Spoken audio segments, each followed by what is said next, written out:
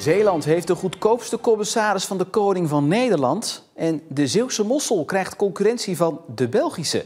Maar er gebeurde meer. Een overzicht. De Zeeuwse commissaris van de Koning, Han Polman, verdient van alle commissarissen van de Koning in Nederland het meeste bij.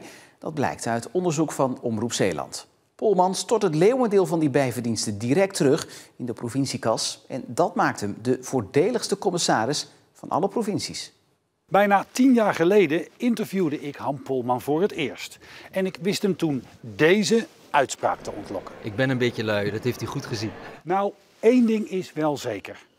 Iemand die naast zijn drukke baan als commissaris van de Koning bijna de helft van zijn salaris terugverdient, is alles behalve lui.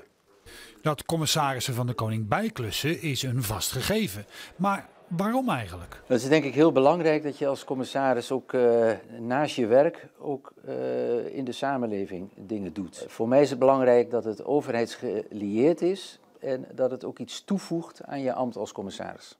Op basis van openbare bronnen kunnen we zien dat de huidige commissarissen in Nederland tussen de 3 en de 17 bijbanen hebben.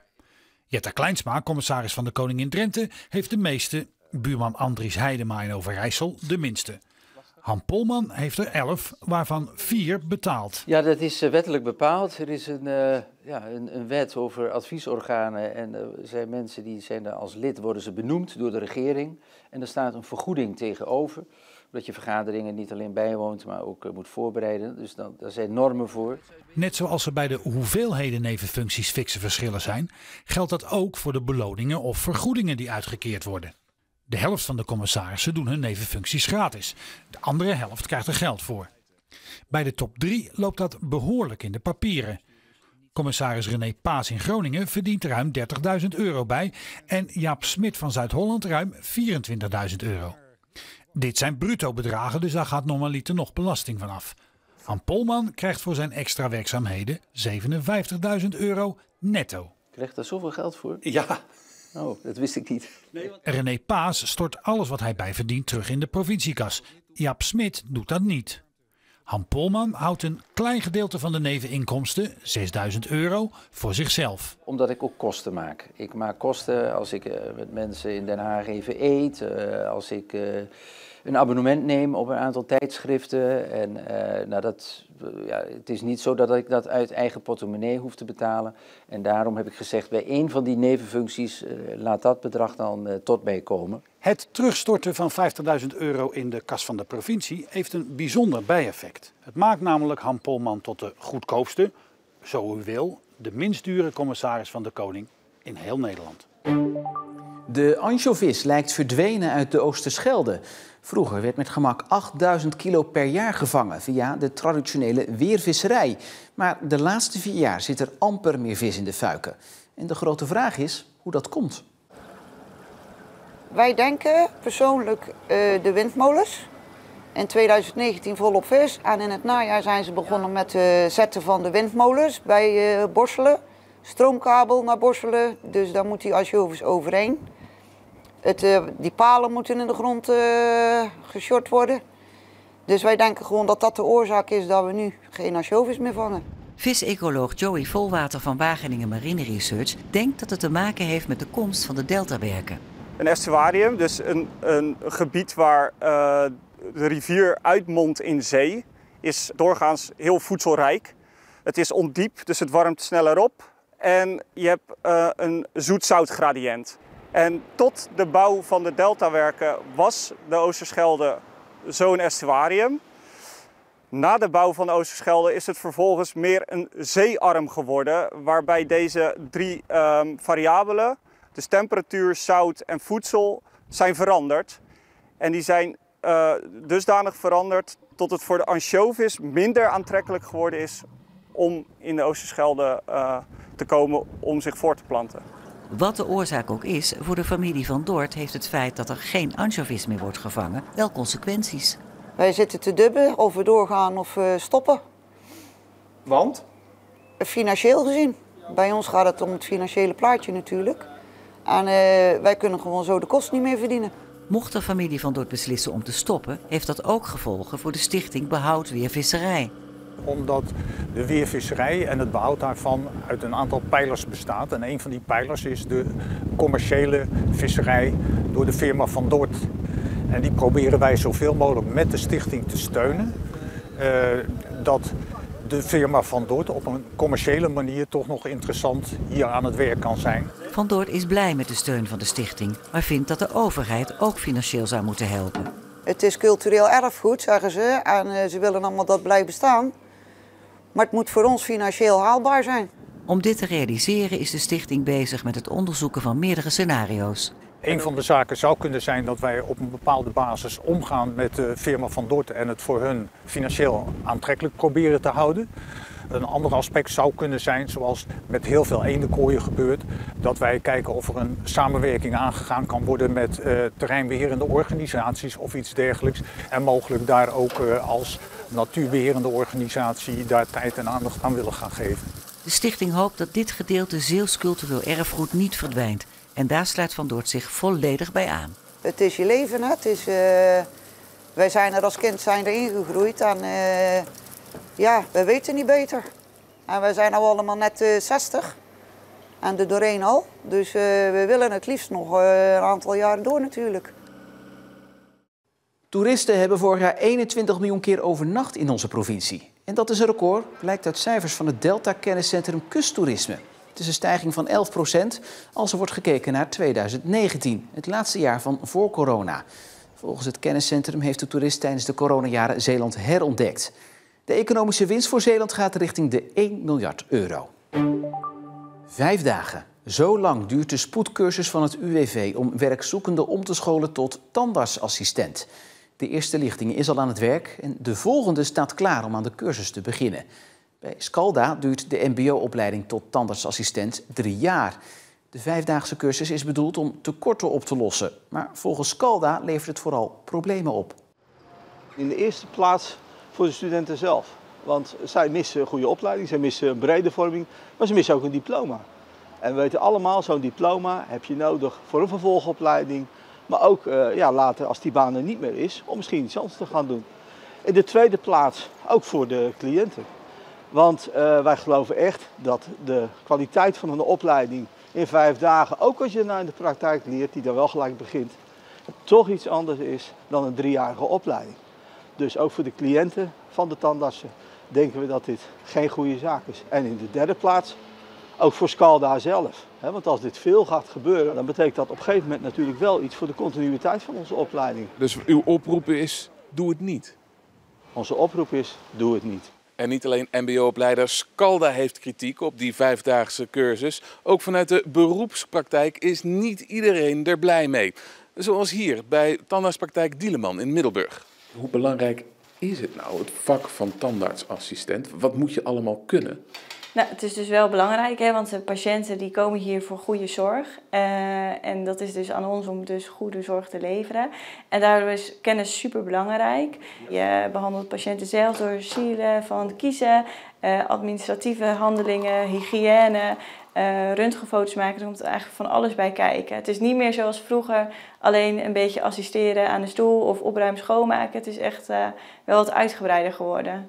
Nou, het is wel echt een vak apart, zou je kunnen zeggen, waar heel veel bij komt kijken. Ja. Kun je dat leren in 5 dagen? Ik vind zelf van niet. Nee, echt nee. Totaal niet eigenlijk. Nee. Ik heb zelf die opleiding dus van 3 jaar gedaan. En in 5 dagen kan je dat absoluut niet leren. Je hebt dan geen genoeg kennis van het vak, van de anatomie van het gebit of van de mensen. Dus nee. Toch blijft het UWV erbij dat deze 5-daagse cursus een gat in de markt is. Wij hebben contact met mensen die op dit moment een uitkering hebben, zoekende naar een nieuwe uitdaging. Zijn mensen met hypotheken, met vaste lasten, die gaan niet zomaar eventjes een meerjarige opleiding doen, want dat past gewoon niet in hun huidige leven. En dan is dit een mooie kans om met een relatief korte training natuurlijk weer in het arbeidsleven te stappen. En ook de aanbieder van de cursus, de Dutch Dental Academy, vindt alle kritiek onterecht. Je moet geen appels met peren vergelijken. Wij bieden echt alleen een basistraject. En vanuit daar moeten de cursisten, als ze eenmaal werkzaam zijn in de praktijk, van daaruit meer verder het vak oppakken. Je hebt geen diploma nodig om in een tandartspraktijk te mogen werken. En nu is het tekort zo groot dat er echt letterlijk mensen van de straat worden geplukt. Van heb je nog een zusje of heb je nog een nichtje, laat maar komen, iedereen is welkom. En dan werk je dus met volledige blanco personen in je praktijk. En ik denk dat dat is wat we niet moeten willen. Ondertussen gaat de cursus verder. De eerste lichting cursisten is aan het werk en de volgende lichting staat alweer klaar. Een drieklapper. Zeeland is 3 keer in de prijzen gevallen bij de strandverkiezingen dit jaar.